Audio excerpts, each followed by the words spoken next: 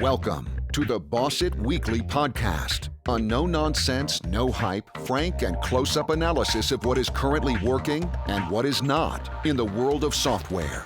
The Boss It podcast is packed with major takeaways for software business owners and managers. So, let's begin.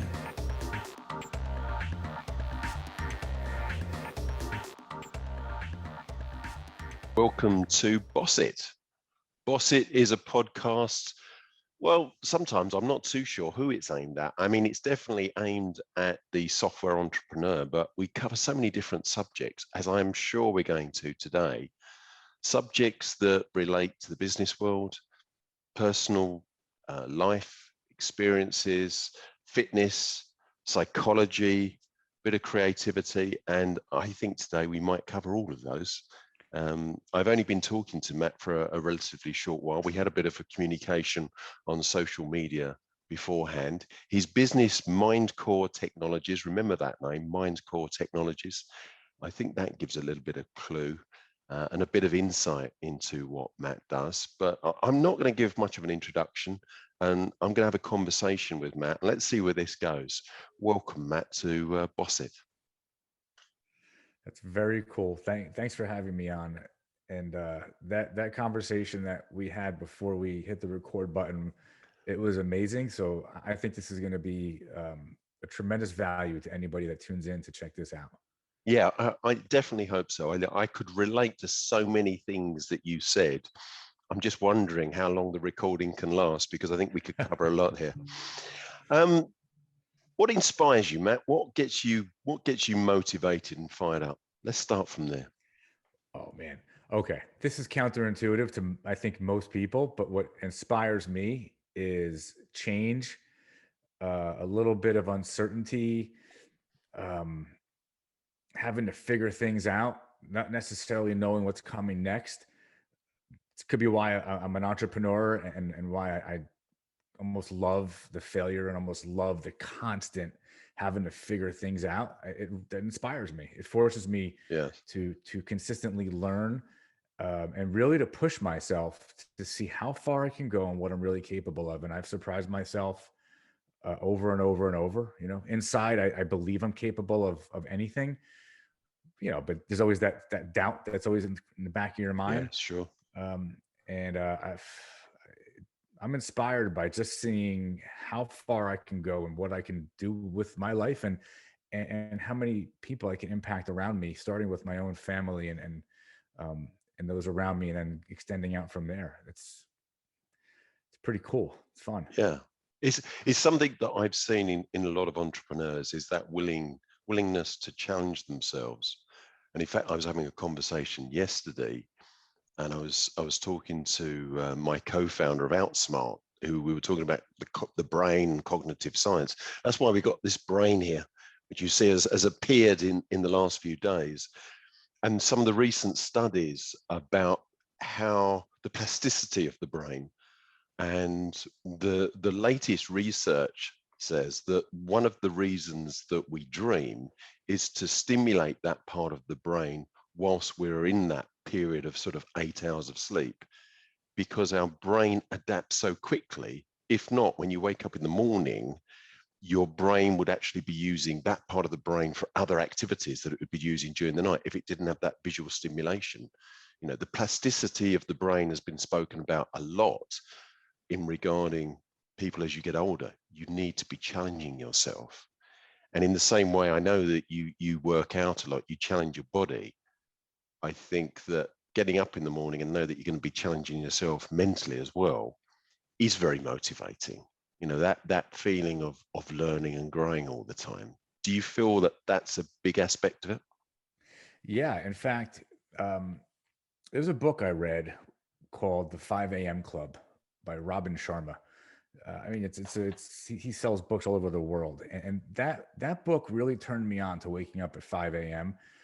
I've read the book about 10 times, no exaggeration. But the reason I do that is because there's so much information actually about your brain and about what it does when you wake up that early, and about how it sets that tone after a good night's sleep, when your brain has cleansed things and possibly processed what's happened the day before, and all those things that whether they're factual or they're up for debate still are happening while you're sleeping.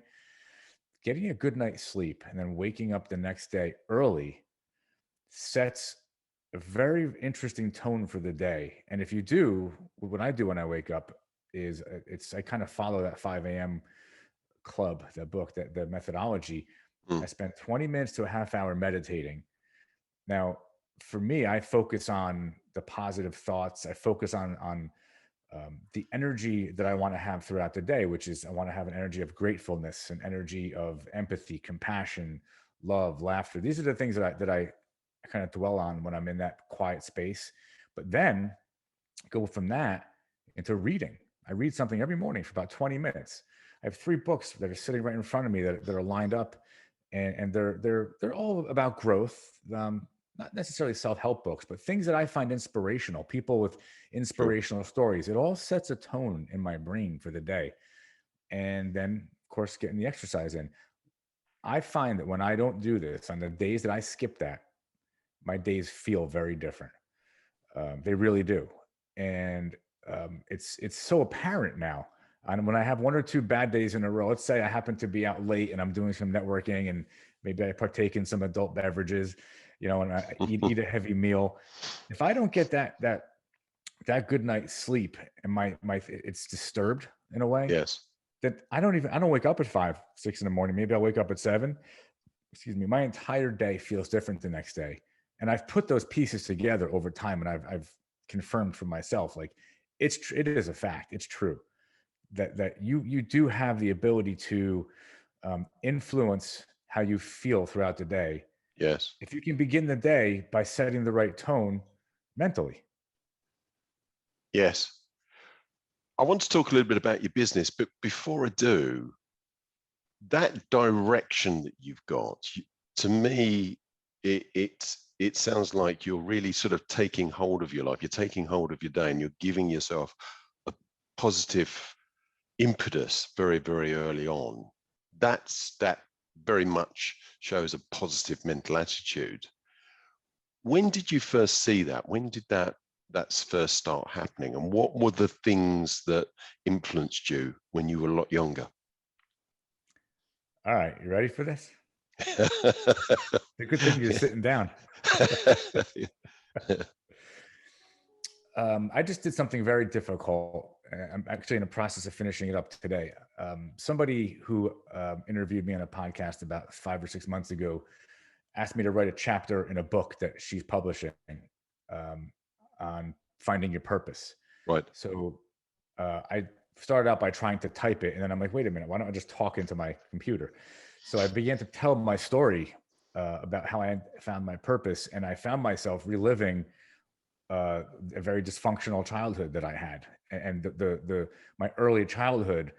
And as I was saying out loud for this chapter, what led me to sort of a transformation and a rediscovery of myself in my late 40s, it all roots back to all of these habits that I have, all come from childhood, which is true for all of us. I grew up in a very my father passed away when I was 12.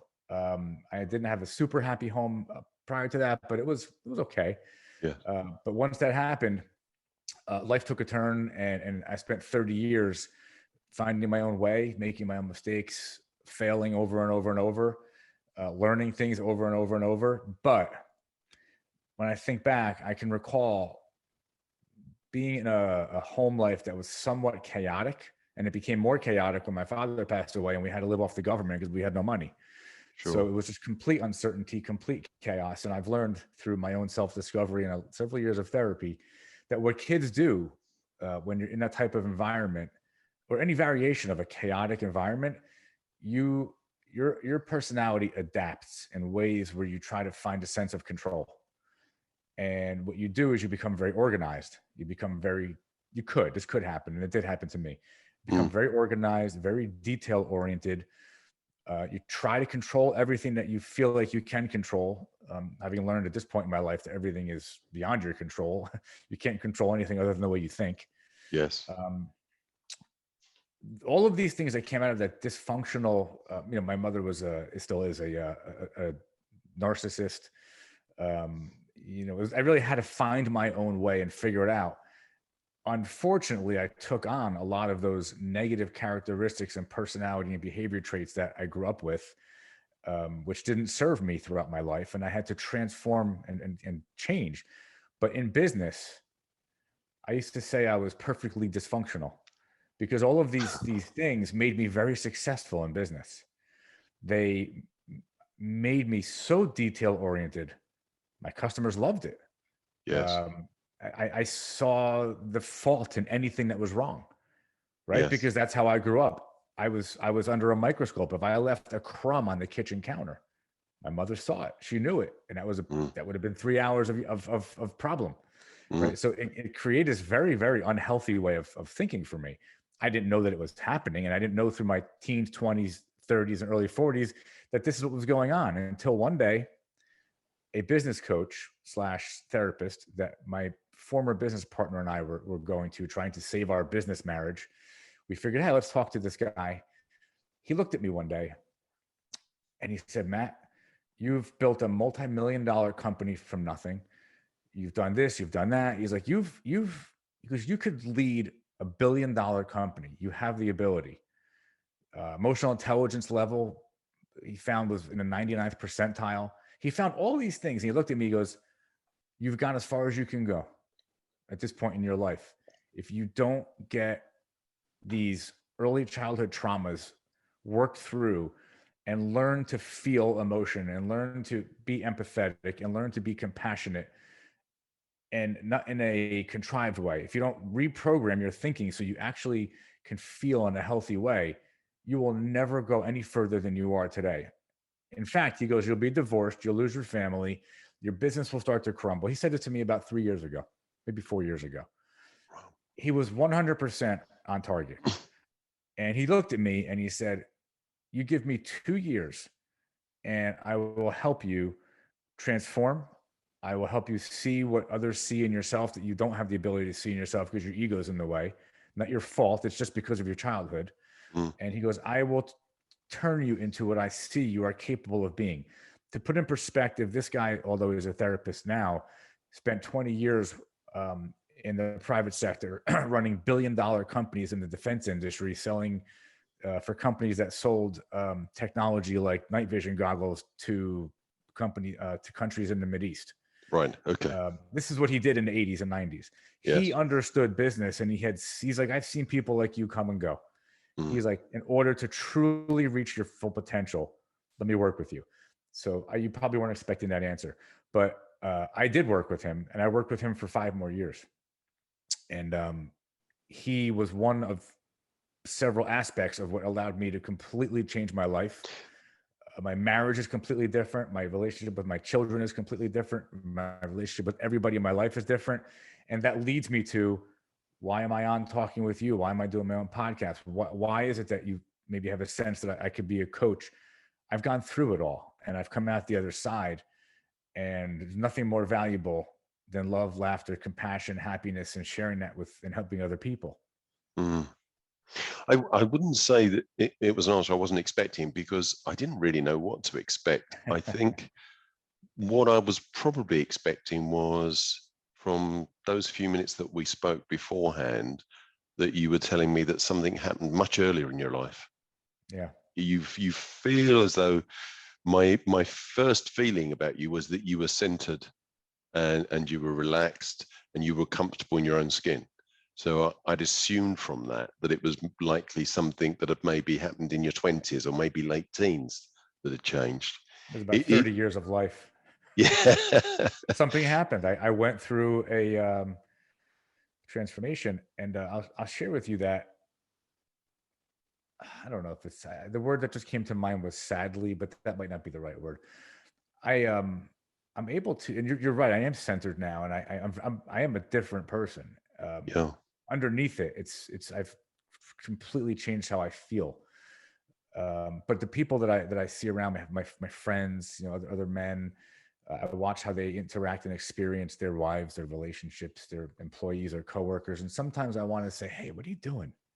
Yes. Like, step back. Like, don't you see? It's not what you think it is. It's something different. Like, back out. Like, like, what are you doing? But you can't do that. I mean, it's not like you could just say that to people.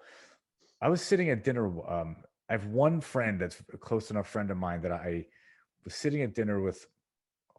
Our families were at dinner a few months ago. He and I were at the end of the table. I had come from a meeting with a few people, so I had a couple of martinis, and we're at this other thing, and now I That have a couple helps. more martinis, and my filter was off, and I had noticed that I had noticed some things with the interaction subconsciously, like the interaction with he and his wife. And I'm like, oh my God, there's something going on there. Like, I don't know if they realize it. And that's very bold of me to think, who am I to like be judging anybody else? It's just that I had gone through it. Mm. And now I recognize it. And I'm like, I felt bad. I'm like, geez, I wonder if what's going on there. So after dinner, we were walking ahead of our families. We were way down the street. And I looked at him. I said, you guys okay?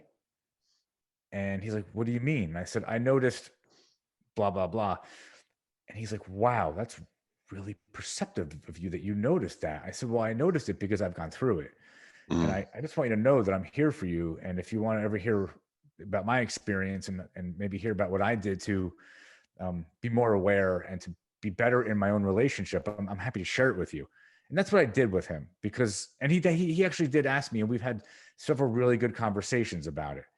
But that's what happens when you go through the fire. You're able to see it differently because you've been through it, you know? Yes. Yeah, one of the things that I sometimes feel in conversations with certain people is that the barriers are down. You know, I remember earlier in my career, and particularly in the software sector, I seemed to be coming into contact with a lot of people with some really big egos.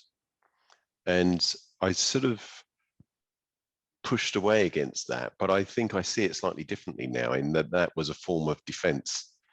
And the people that I gravitate more towards now are the ones that they're not bothered about that. They've got that confidence, and I think confidence is a really key word. I've said It's a many quiet times. Confidence. Yes, it is. It's Absolutely. evolved. It's a level of certainty. It's authenticity. Peacefulness. Confidence and authenticity, I think, go together very, very well. And I've always said that if I could give my children one thing, it would be confidence. Probably second would be curiosity, and That's awesome.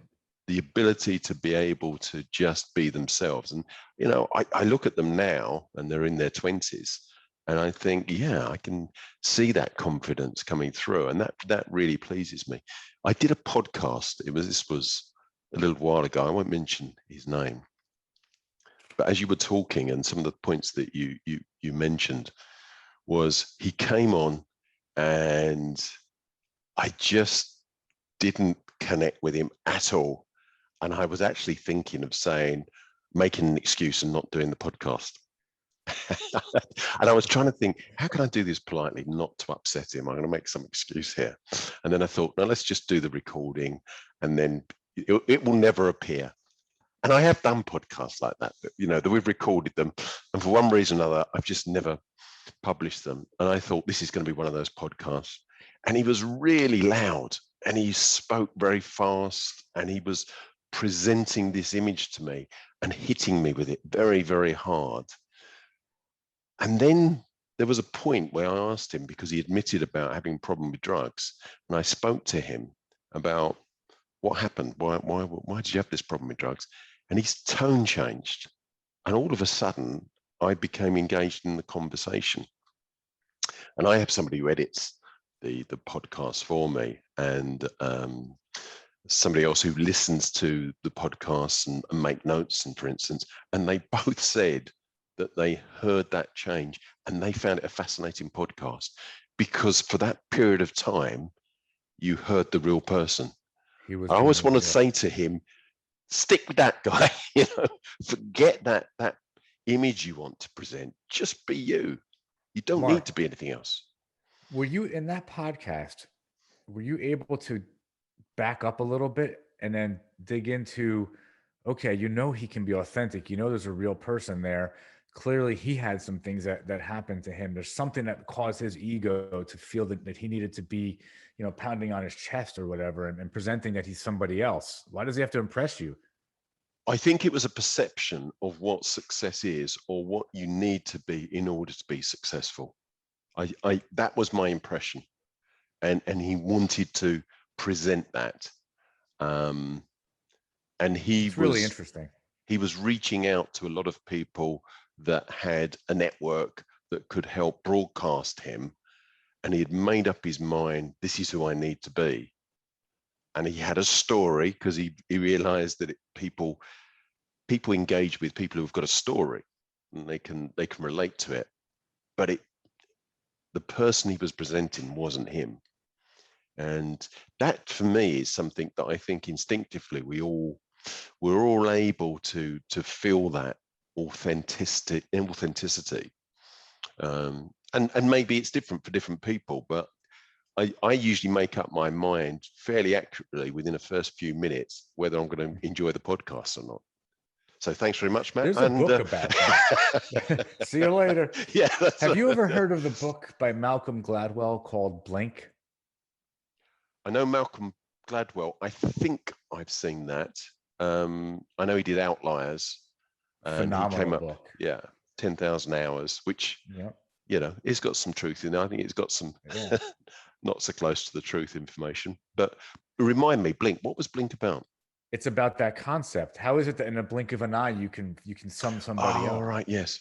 How is it that and it comes? I've read it many, many years ago, but it's wisdom. It's your gut instinct, and your gut instinct really isn't your gut. It's just a feeling that your brain sends down to to that part of your body where you can feel something's not right, because it's the energy that we all pass between each other. Yes. Like you had mentioned, that hummingbird energy that the guy had, that's an unsettled energy. It's generally full of anxiety, worry, fear. It causes that hummingbird ego thing to go on, versus the calm, at peace, easy, confident, that we were talking about a little while ago.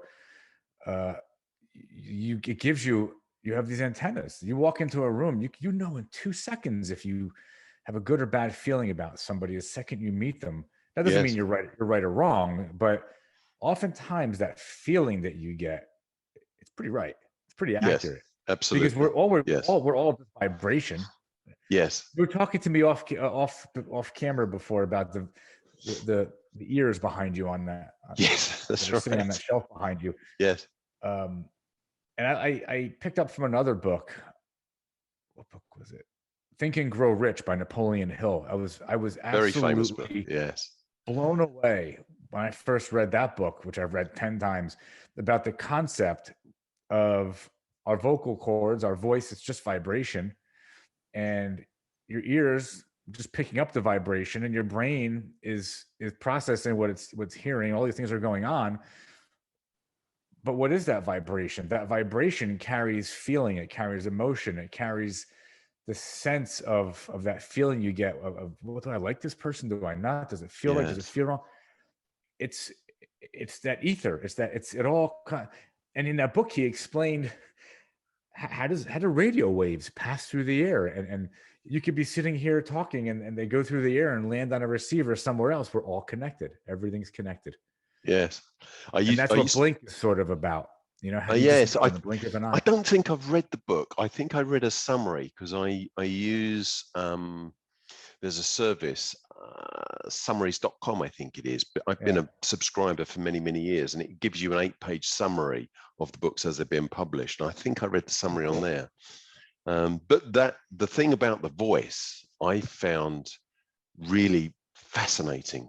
I was involved in exactly, and I was involved in sales training and talking to typically field salespeople, but I also worked with telesalespeople. And one of the key things I used to do was to sit and listen to them when they were talking to me, when they were relaxed. And then I would listen to them when they make their calls. And typically they raised their tone. It went up higher because they were a bit more stressed, and it communicated. And I used to say to them, just slow down and just lower the tone a little bit. And in the days when the art of telesales, I suppose, was to get past the secretary or the receptionist, The lowering your gatekeeper. tone and speaking slower and deeper really worked. You could see it in the stats. I used to do it myself. Is somebody who's more relaxed, I suppose you sound a bit as a bit more authority, they would be let through, not every time, but a higher percentage of times. And just slowing that down made a big, big difference. So if you think just that little thing, we're only just talking about voice, not even sort of body language and so on. The effect that can have, it's quite amazing. Tremendous. Yeah. I talk about that with my people that answer the phones in my office that do client support or sales. It makes such a huge difference. And you're right. When that tone goes up and if you seem nervous and you're talking faster, it's conveying a lack of certainty.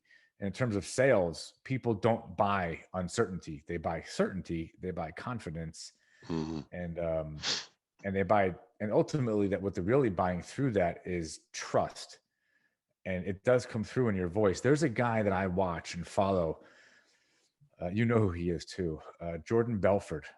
That movie, The Wolf of Wall Street, was based on him. Yes. He has a great show on YouTube. I think he puts something out almost every day, but he has a whole entire training track on tonality and body language. And it's really, I actually have my salespeople go through it and watch him over and over and over. And how saying the same thing different ways makes you feel as the recipient. That's funny you mentioned that, because as you were talking, it was reminding me of, I'm quite a fan of TED Talks. Oh yeah, definitely. And I like to see what are the most viewed TED Talks and to see who they are. And there's a guy called, I think, is it Ken Robinson, the educationalist? I'm just having a look to get his name. It's quite interesting to see because he goes out, he's from the UK, and I think he still has the most popular, the most viewed TED Talk of all. And he doesn't have any slides behind him. He walks out. I think he's got one leg. He's got a problem. He sort of walks with a limp, and he very casually strolls out on stage. And you would think that he was just talking to his best friend, and he starts talking, and he uses humor, and he uses humility, and just so relaxed, and it pulls the audience in, and he really has them in the palm of his hand. I'm just doing a search now to see if I can find him. Yeah, it's really amazing.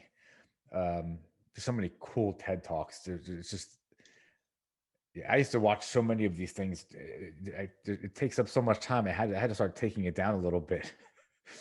So Ken so Robinson, much to learn, there is. So Ken Robinson, and he did a talk which is "Do Schools Kill Creativity?" I would recommend anybody to go and have a look at that. It's a masterclass on being able to present. But awesome. Tell me about MindCore Technologies. Tell me what you do, and because I was a bit surprised actually when you sort of gave me your positioning on MindCore Technologies, but go for it. Yeah, tell because when we talked earlier, and I'll get back into it as we talk here. It was, I gave you this broad intersection of my own beliefs, and when we talk about MindCore and Matt, like any business where there's a sole owner, the business takes on the owner's personality and behavior, and the business is me, and I'm the business, and all the employees, all the people that work in my company, we tend to have to have like-minded thinking, so that we're always in a state of flow and not in a state of resistance. So they unfortunately or fortunately hear me talk a lot about mindset, a lot about health and fitness, and I talk about it. We have several conversations a day throughout the day, just in the course of business, and somehow or another that always works into it. Yes. But we're an IT company. I started in the late 90s working in New York City at a bank called Deutsche Bank. I didn't know anything about computers. I had bounced around for many, many years leading up to that point, into my late 20s. Drove a truck for 2.5 years. Landscape, did roofing. I did anything I could to make money because we had none. And I reached a point in my life where I had to make a decision. By the way, I failed out of college and ended up going back and finished at night while driving a truck. So it took me 10 years to graduate from college. I graduated when I was 28. So at that point in my life, I wanted to be a policeman. Had torn my chest. I'm missing half my chest when I was about 25. And at that point, I'm like, maybe 23. I'm like, I can't be a policeman. So now what do I do? That's all I ever wanted to be. And I was lost for a while. I ended up finding IT. I was a volunteer fireman for about 15 years. One of my friends at the firehouse, his brother, had a contract with Deutsche Bank doing IT, Windows NT, which was an old operating system. They was doing these Windows NT refreshes. They needed some people to come in and just unpack boxes and put computers on a shelf and plug them in. And they were going to pay me at that time $40,000 a year. I had never made that much money in my life. And I was like, $40,000 a year, I'll take it. And to me, it was an opportunity to learn something. And I finally had a direction. So long story short, I jumped into it. And like I approach everything else, I bought books, brought home computers, set up a network, taught myself everything I possibly could about it. And very quickly went from being the entry-level guy that knew nothing to mid-level guy that was really challenging those around me. Ended up moving from there to another company, another one of their locations in New York City, to an advertising company. They put me on the help desk. I was running around doing IT support. Spent years climbing that ladder. One of the pivotal points and opportunities that I had along the way was I had actually been let go from that job. And about a month later, just through some relationships I had made, I ended up going to work as the only guy overseeing IT for the corporate headquarters of a $2 billion global marketing, advertising, and PR holding company. Now, that was the company that owned the firm that I was just working at as a consultant, which I had been let go from. Ended up working there I was in over my head. Like I sold them, talk about sales. I sold them that I was a guy that I wasn't, which by the way is how everybody gets their jobs, more or less. So you kind of trying to move yourself up the ladder, and to the best that you can, you try and like position yourself, right? So I got the job and I'm like, oh my God, now what do I do? I don't really know half the stuff I told them I know. So, but I figured it out. I just kept doing that. And it goes back to my childhood. Had to figure it out, got to survive, just make it happen. And I did. I just made it happen. So I learned a lot in that position, and skip to the end of that. I ended up overseeing 8 of their business units. They used to call them like orphan companies. There were smaller companies that they had owned in New York City. I oversaw IT for 8 of those operating units, all separate businesses that were part of the holding company. 35 people reporting to me. I reported to 3 people: the East Coast director, the CIO of global, and the North American director, because I had a very high profile position being at their corporate headquarters. I was in their board meetings. I got to see a Fortune 500 public company from the inside. Really shaped my views, taught me. I got my MBA while I was there. They paid for it. A couple other high level certifications. And I turned myself into this fast track rising star, in this organization. Around that same time, which happens frequently in IT, people were asking me to do work for them on the side. So there became my side business, which is what Mindcore is today. I started getting business on the side back in the early 2000s. So fast forward, I started a few other businesses. I left that company, started a few other businesses, built a commercial pool company out of thin air with a partner of mine. My IT side business was getting too busy. At that point, that was like a $2 million business. I walked away from it. I said to him, here, you take the business. I got to do what I know, which is IT. And started focusing all my attention. This is about 2008 or so, maybe a little earlier, 2006, started focusing all my attention on IT.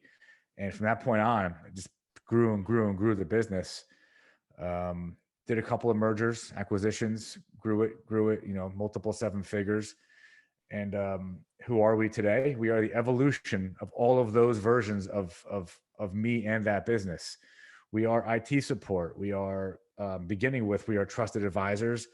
We are strategists. We are risk managers. If you have a business and of course your business has IT needs, you need somebody that can give you guidance, knowledge, experience when it comes to how does your business line up with your IT infrastructure? Are you making the right decisions? Are you positioned to go where you want to go in the next 1, 3, 5, 10 years? Your technology is at the core of that. So I gave you that long background so you can see how I do that. I've got this very diverse experience from very large business, corporate, to small business. Somewhere in the middle there, I spent 4 years as a CFO for a small business, helped build that business, helped increase that business's growth by millions of dollars. So I've got this interesting combination of business and entrepreneurial skills and experience and failures with big business, and that's who we are. That's the personality of Mindcore is that, and that's who I am. So we give guidance on cybersecurity, cloud, collaboration tools like Office 365 or Google.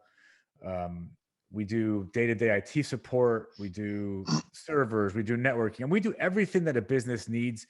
We're doing a lot of phone systems now, Microsoft phone systems with Microsoft Teams. It really depends on what your business needs, because your business and every business does have its own unique footprint and identity. So while they're mostly all the same under the hood, everybody has a little different version of what they need. We fit that. We figure that out. We kind of figure out what the right fit is for you. And then we sit with you. I sit with you at that executive conference room table, and I'm by your side. And so is my team, obviously. And we help you grow your business. We help you make sure that your IT is on track and it's working for you. It's making you productive, streamlined, that you're working smart and not hard. So hard to package that in a one sentence answer, but that is who we are. And that is what we do. And everybody that we work with and that we help, that's where the real value is. And they begin to really trust us, because it's not just about, fix my computer. It's way, way bigger than that. It's really a partnership. I feel physical pain if I feel like I'm failing or disappointing one of my clients, because I know how much they rely on us. Again, that goes back to my early childhood stuff. Like you just want to make people happy. That's where that comes into helping me in business. Like I really, really want to make my customers happy. And everybody that works in my company, we all feel the same way. Otherwise, they wouldn't be able to work in my company, because my employees would be out of sync with my own personality, my own mindset. So that's my evolution. That's the evolution of my company. And right now, it's a lot of cybersecurity and a lot of cloud, a lot of voice. Right. That's who we are. So Mindcore has been going for over 20 years, and you would have had a journey with ups and downs. What did you learn at the difficult times? What's the biggest lesson that you learned from the failures? Yeah, I just want to clarify one thing, so I'm saying this correctly. Mindcore was founded in '99 by one of my former partners. I've been in the business coincidentally since the same time. I only did the merger with Mindcore and took over the company in 2014. Oh, okay. But I've been in this business, and prior to that, I had my own consulting company. It was in Yes. 2014 that I merged with Mindcore, took over Mindcore, and did further acquisitions, and again, all the partners are gone now. I bought them all out. But that's a phenomenal question. Ask it to me again, so I give you a fresh answer, because I just said something. That's all right. So there are normally, in any journey, there are ups and downs, and we have to expect that. You anticipate that. What has been the biggest lesson, positive lesson, that you've learned from the failures? The failures still come on a daily basis. They're not major, they're not business impacting, but they're still there. They're always going to be there. The thing that I've learned, especially from the major failures, is stay calm, step out of it. It's almost like looking at a chart of a stock or the stock market. If you look at that 15-minute chart, you drive yourself nuts. 5 minute, forget about it. You'll jump out a window. But if you zoom out and you look at the monthly, the quarterly, the yearly, picture is very different. And that's what I've learned to do in the midst of what may be a failure, but maybe in the moment is a bad experience, things that are going on, maybe losing a customer, maybe failing, maybe choosing to buy a business and it didn't work out. Time passes. As long as you can zoom out and you can focus on staying focused, putting together a roadmap and making sure that what you're doing it makes sense, that it's not out of fear, out of worry, out of fear of loss or worry, which is our natural response. Just step out, stay in the right mindset, and put together your path. Like, what am I going to do here? This isn't going to kill me. It will be okay. It always works out. Time. It just takes time. In the worst of scenarios, it just takes time. In that time, you have to make decisions. You can't not make a decision. You've got to make decisions. So manage your risk, get all the information you can, make a decision, and then go all in on that decision. Look, the decision could be another mistake, but don't get stuck in analysis paralysis. Find a way out of it. That's really interesting. I remember, it just reminded me actually, many years ago, I was in an organization that was in a very difficult situation, and we had a pan-European management meeting. And the meeting itself, we'd come together to try and find a solution, and things weren't good. There was a lot of friction between people. There was a lot of fear. And I don't know if you've ever done this, but I've done it a number of times, where you sort of trust yourself. And we were coming towards the end, and I thought, this has been a disaster because we've made no progress whatsoever. And I said, guys, I said, I wanted to get their attention. I can't remember what I said. I said something a bit out there to grab their attention. I said, this is a difficult situation for all of us. And imagine that you're standing on the bank and there's a beautiful river in front of you. And what's happening now is somebody upstream has thrown a load of junk into the river, and it's flown into, it's come down the river, and it's now in our vision. And it's annoying because it's spoiling that beautiful view that we have. And what we're doing is we've run down the bank and we're poking at that rubbish with a stick. Because we keep poking it, it's hanging around, and we've zoomed in on it. What we need to do is we need to go back up the bank, and we just need to let that rubbish float on by and out of our vision. And in doing so, we'll have a better perspective.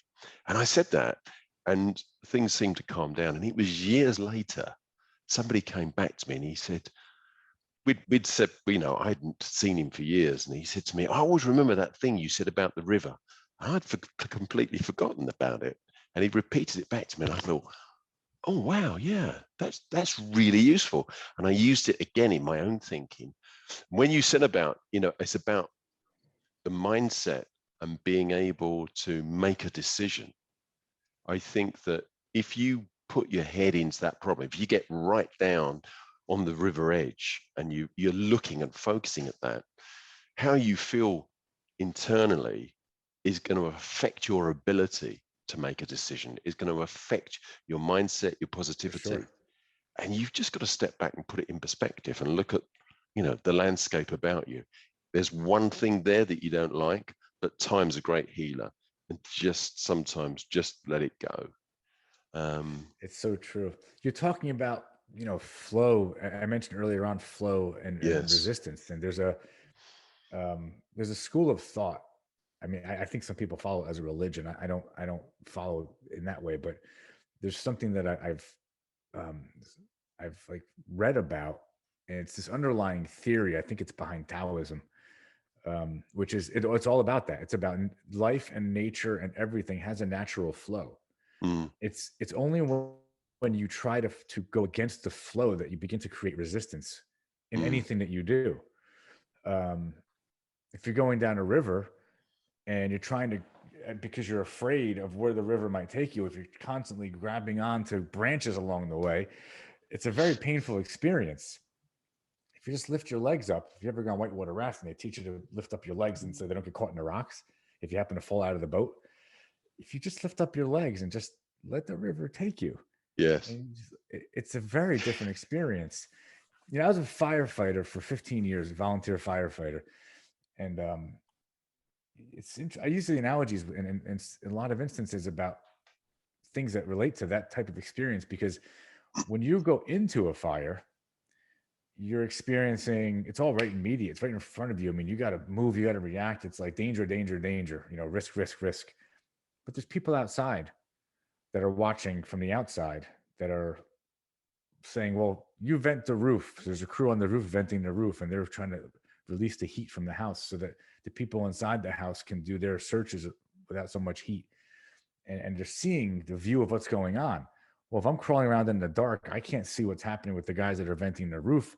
All I know is I'm crawling around and I can't see anything. Yes. The guy who's out, or the people that are outside, they see it all. And they're the ones that will say, okay, everybody out of the house. And then they'll instruct the people to pull on the air horns on the trucks, which tell the people inside the house, everybody get out. When you hear that, that means get out of the house fast. Something's going to happen. Right. You got to be able to like step back and really be like at a distance and say, okay, well, the roof's going to cave in, or that floor is getting weak, or wow, it's really getting out of control. You cannot possibly do that if you're in it. If you got to be able to, and here's what I'm getting at, and you're getting at this, you're saying the same thing. The word that we are, oh, that's awesome. I'm on a podcast. My wife just stepped in. Hi, I'm on a podcast. Hi. The thing that we're what I feel like I want to add to it is, and this is what I've learned over the years, it's the word mindfulness. How do you do that? How do you quiet your mind? How do you step out of the emotion? And how do you say to yourself, all right, I'm feeling this right now, but this isn't what's serving me or anybody else. I need to feel something different so that I can clear my mind and be able to see things and make decisions. That's a skill that I know can be learned because I learned it. And I also have taught it, and I know it can be taught. It's harder to teach to people egos that know everything. It's harder to teach to people that don't want to be mindful. And those are people to be wary of. And when I hire people, I always do a personality assessment and a DISC behavior assessment, always, because that tells me a lot about the thinking of the people that I'm going to hire, because I don't want people who are going to get into my river in my company and be the ones grabbing at things or getting on the back of the wagon and dragging their feet, slowing everybody else on the wagon down. Yes. It's all about behavior and mindset. Yes. It is. I think it's a very difficult concept sometimes. And I've had periods in my life where I think I've really got it. I've made a breakthrough, and then a bit of time goes through, and maybe I fall into that wrong way of thinking. And another analogy that really helped me was a coach, actually, that I've known for many years. And he was talking about what he called the 3 principles. And he said that we are affected by the thousands of thoughts that we have each day. We're continually creating thoughts. And if you were to think of those thoughts as a bubble machine, and these bubbles float along, and you can let those bubbles go, and they will drift away on the wind. And I thought, but we don't. A lot of the time we see lots of different thoughts, but quite often we can be pulled towards the negative ones, and we go and stick our head in that bubble. And then every direction that you look, life looks very negative. And you've got to remove yourself from that and realize that there's many other thoughts that you can have. But whilst you've got your head in that negative thought, it's like if you're tying your legs together and tying your hands behind your back. There may be some challenges for you that you have to deal with, and you have to take action, but you wouldn't want to do it with your hands behind your back. And putting yourself in that mental state is doing just that. My Can I mother jump in always for a sec? sorry. Can I add something right there? Yes, go ahead. I don't know if this is true or not. I just know that I've read it so many times in so many different places that there's this our minds are pre-wired through evolution to immediately go to the fear, and that fight flight response. The parasympathetic system is doing just that, and by nature you're going to go to the negative place because we're running away from dinosaurs, which we're trying to survive. Yeah. And it's wired into us instinctively to go to the negative place. Even if you're a positive person, those thoughts still creep into your head, and they're creeping into your head because we're wired as human beings to be careful, to avoid Yes. danger. Sure. And now it's just applying in business, and it's just our lives today are what they are today, but we're still the same creatures, the same human beings that were around tens of thousands of years ago. And so that fight or flight response is very interesting, because when presented with fear, and the most basic simple example is stage fright, talking in front of people. Some people, I've had this happen to me, by the way. It's mostly because I had a lot of worry and anxiety going back to my childhood, so I was never good at talking in front of people. I've had to work very hard about not being nervous, but I used to freeze up, and I never understood why. And then I learned about that fight or flight response. And when your brain kind of backfires on you, if you feel worry or something's going to go wrong, you ever see I live in South Florida here in the US. We have these little lizards everywhere. If I walk up to one, they're going to do one of two things. They're going to run as fast as they can, or they're going to freeze.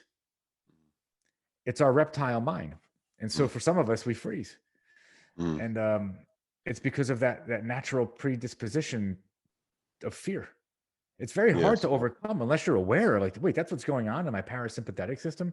So what do I do about that? Well, what you do about that is you learn to calm your mind, and you learn to think and see situations differently, so it doesn't trigger a flight response. It triggers a more calm, being present mindfulness response. Yes. I just wanted to add that in there. I've learned that. No, very much. I find it to be true. Yes. Yeah. So, I mean, if you look into psychology, or if you look into various religions, and there are lots of similarities and things that you can pick up, and various strategies that I've come across, you start to see that there are these common themes, and about your own mindset, and being able to say, actually, my thinking is down to me, and my state of mind is going to affect how I perform, how I feel, how you feel, and then how you perform. It affects your identity as well, doesn't it? Your identity affects the behavior that you have, and your behavior and the actions that you take affect your results. So they're so closely linked. I've been reading recently about the Hungarian American psychologist, Mihai Csikszentmihalyi, really difficult name, but he talks about flow, because you were talking about flow, and flow in a different respect, in the fact that he studied high performers, and what he found was, and this was from all different walks of life, it was sport and it was business, is that the people that said that when they were performing at their optimum, they felt in this sort of semi-euphoric state, which they called flow. A flow state. Yeah. And it was that relaxed, focused state. And there needed to be some level of stress and motivation, but there also needed to be a certain amount of relaxation. And it was in between that. It's also like an out of body, outside yourself level of I think I think it can be. I used to be a triathlete many years ago, and when I looked back, I had several experiences when I performed at my best, and there would be sections of the triathlon I couldn't recall. I know I'd been there, and I know I'd done the course, but I was so much focused on what I was doing, I didn't remember most of it, and that was quite a strange experience. And I've had that also, if doing creative things, or sometimes in business. you just get into that state. So that Oh man, description of flow, it made a lot of sense to me. you have to read that book, Think and Grow Rich, because they talk about that. They call it the mastermind theory. It's when you have a group of people that are all thinking the same thing, and you're so in sync energetically with each other that you just begin to have ideas that just come out of nowhere. And it's a version of the flow state. Um, you know how you go to we haven't been to the movies in a long time, but No, when you go to a movie or you watch a TV show or something, more so a movie, how you really like, wow, like you just said about the triathlon, did 2 hours just go by? Like what just happened? Well, what happened was your that part of your mind, I forget which part of your brain is the frontal lobe, something gets activated, and it's the creativity center, and you lose yourself. And that's during one of the that characteristics, state, absolutely, of that state. Your perception of time goes, yes, you because what lose they your say sense is of time. your brain activity is in another area. Because there used to be this theory about we only use 10% of our brains, which has now been demoed. That's not true. We use 100% of our brains all of the time. But what seems to happen when people get into flow is that they're using certain parts of their brain much more. Right. And that part of Right. our brain that sort of keeps a check on us around time, which can be quite amazing sometimes, that's sort of shutting off because it's really focusing the activity in the areas that you want. So, And you have this state of like, just go back to the movie for a second. You feel like you're there, like you're yes, not in your life anymore. You're experiencing the feelings and the emotions that they intentionally are taking you. The Hollywood takes you on this ride. They build up the story, they have the peak, they have I forget all the stages of the story, but they take you on that, and you feel the ups and downs. You cry, you laugh, right? yes, And you have no sense of time. And it's the same flow state and that same place you can get to. You can get yourself into it if you know how. You can get there in sports. You can get there in business. If I bring 3 people into my office and I'm like, shut the door, guys. Maybe I'll put some music on, some whatever, we're hanging out. We get in front of a whiteboard and we're like, all right, what are we gonna do here? Everybody, don't think about anything else. No calls. Leave your devices outside, and we just start going. Next thing you know, the sun's going down. We're like, oh yes. my God, the whole entire afternoon just went, and we just created something out of nothing. But didn't you enjoy the experience while that's going on? It's That's flow. another It's a characteristic. great Absolutely. experience. Yeah.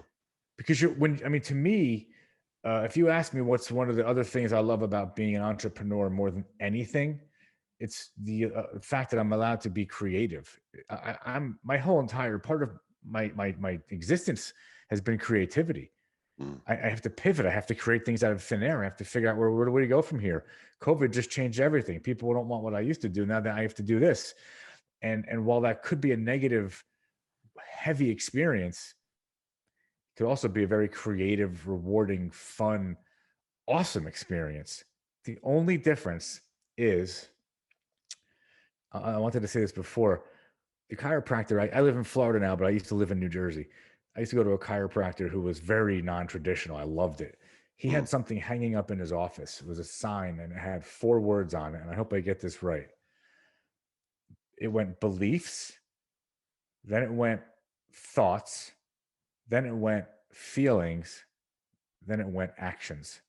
Your beliefs create your thoughts create your feelings, and your feelings create your actions. I might have thoughts and feelings backwards. And he used to tell me every time I went in there to get my adjustment, it was never about the physical. If I had a pain in my shoulder, if I had a headache, it could be physical, but when did it start? What were you thinking about? What were you experiencing? What was happening just before it started? Oh yeah, I had an argument with my wife or something. There's some stress about something. Great. What was it underneath that? What's the actual thought? Well, you know what? I'm really afraid that I'm going to lose a bunch of business and we won't be able to have the lifestyle that we have. Well, what's your belief? What is your belief? What's really going to happen? What do you really believe? Do you believe if you don't have enough money that you're going to die? He would walk me back to the point where I'm like, what's such a false belief? And I would immediately change the way I looked at it. And I'm not kidding you, many, many, many times that headache or that shoulder pain that I would have for 2 or 3 months, gone. Yeah. And you can believe whatever, who knows, but I can tell you that those things have happened. So how do you get into that flow state?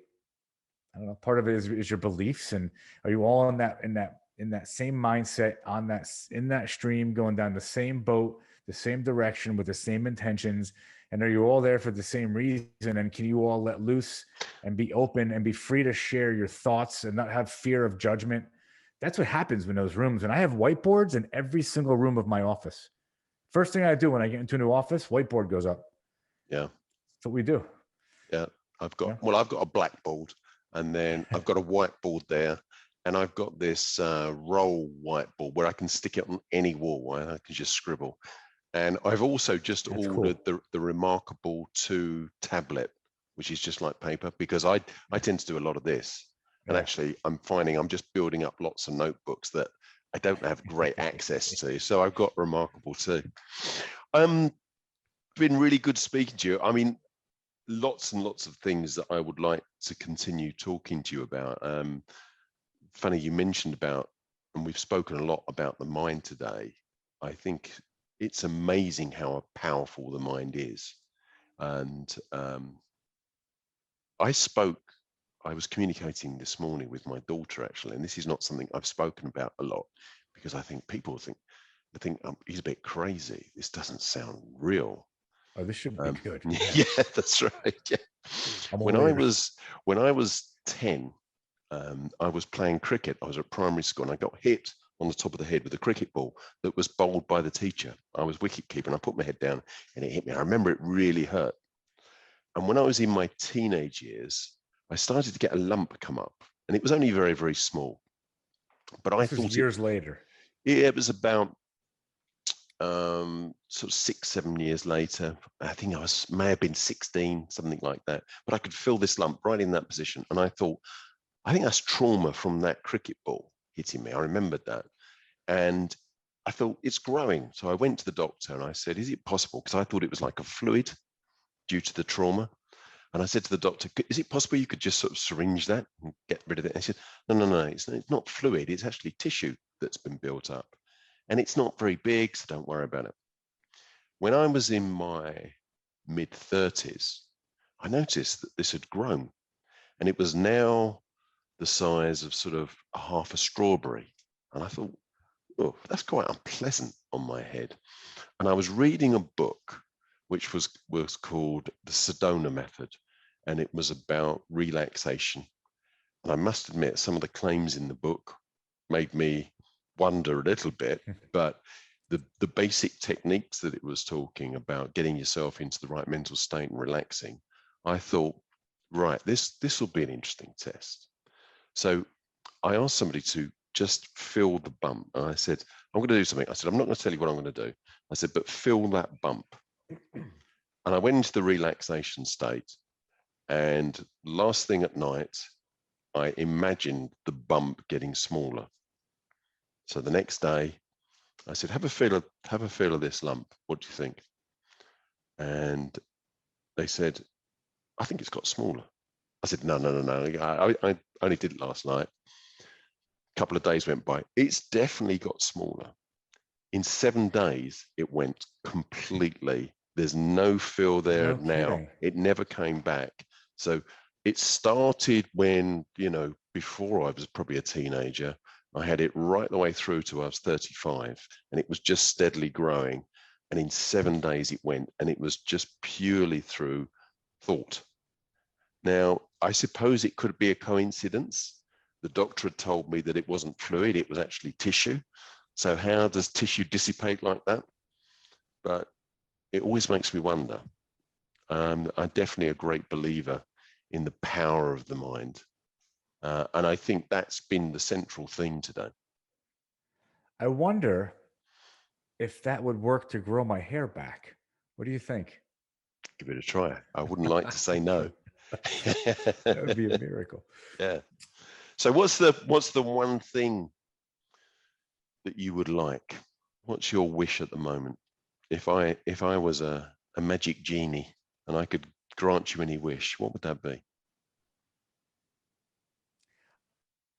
I wish I would really like, and I'm working on this, but I would really like to be able to stay in that feeling. When you feel that this overwhelming sense of just this happiness and this joy, like there's that feeling you get, like, and it's like almost like constant sunlight shining down on you, and you're almost radiating, and everybody around you feels that, and it's like it's contagious. That's what I want to feel all the time. And I want people around me to feel that from me all the time, so that they're able to feel what it feels like to be in that mindset and to feel that way. Um, and that's quite frankly the opposite of what it always was for me growing up and trying to build things. It used to be about how much money can you have, how nice of a car or the house. Um, I realized that over the past few years that that's good stuff, makes life fun, and it's great. But that stuff can all disappear at any moment. Nobody can take away from you when you're really in that really awesome state of mind that impacts you and those around you. And that's something we all have. We all have that ability, that light, the energy inside of us. I'd like to stay in that place all the time. And I do most of the time now, but I'd like to be there all the time. Okay, well, you've been a really great guest today. So I'm gonna grant you that wish, but there's one caveat to that, is you Sure. can't stay in that state all the time. You're going to have that state more often in your future going forward. And you're going to need some downtimes as well, because you need contrast in your life. Because if you felt in that state all the time, that would become the norm. So you need a little bit of up and down to be really happy. Perspective. So That's you've fantastic. been given that wish. You see, you don't know. I've got these magical powers, and I'm going to send it your way. I felt it coming through. You're going to have that more often. It's been great talking to you today, Matt. It's been great fun. We've covered a lot of the topics. We didn't plan any of it. We had a really good chat beforehand, and hopefully we had a really good chat during the recording. And we'll do a plug for your podcast, Digging In. Absolutely. I love the title of it. So it's nearly as good as the title of mine. Yours is cool. My podcast is called Digging In. It's actually coming out July 6th. I've shot 10 episodes. We've been producing them all. I've interviewed some really, really cool people. And by the way, I want to thank you, and I'm going to hold you to it. I want to bring you on. There's so many cool things we can talk about. Absolutely. But I interview and I speak with people that are successful. They're successful in business. They're successful in life. They've gone through their own transformations. They've had their ups. They've had their downs. And they've got a story to tell. They've got information to share. We talk about health. We talk about fitness. We talk about business. We talk about wellness in every aspect. And there's a lot of value. And so the reason I do it is to inform, to educate, and to inspire. I believe everybody has potential that they can reach. And I believe that oftentimes you need inspiration, or you need a catalyst to begin the thought process of that journey to reaching your potential. And that's why I do the podcast. And everybody that comes on that I interview has a mindset that is contagious, and that there's so much information they can share. So Digging In, you'll be able to listen to it on Spotify and iTunes. You'll be able to see it on YouTube. And my company is MindCore, right? So as far as IT needs, all the things I talked about before, it's mind-core.com. You can find me on LinkedIn. You can also follow me on Instagram. I'm doing a lot of Instagram now. It's Matt Rosenthal _. A lot of cool stuff happening. So if you want to be inspired, follow me. Sounds like fun. Thank you very much for today, Matt. Awesome. It's been great fun. Fantastic. And just to finish up, these strange years, I showed them to Matt earlier, and he didn't know what they were. Most people wouldn't. But it's a symbol also that I'm listening at the moment, and I want to get your feedback. If you've been listening to the podcast before, tell me what you've enjoyed. Tell me what you haven't enjoyed. Tell me what you would like to hear. I'm all ears at the moment, and I'm really looking forward to putting in place season 3. And I've got to make some changes. I like to mix things up a little bit. I like to give myself a challenge. So come forward with some great ideas. And if you think you've got a really great story to tell, something that would be relevant to my audience, which is predominantly software entrepreneurs, then let me know. Until then, stay safe and see you soon. Thanks very much.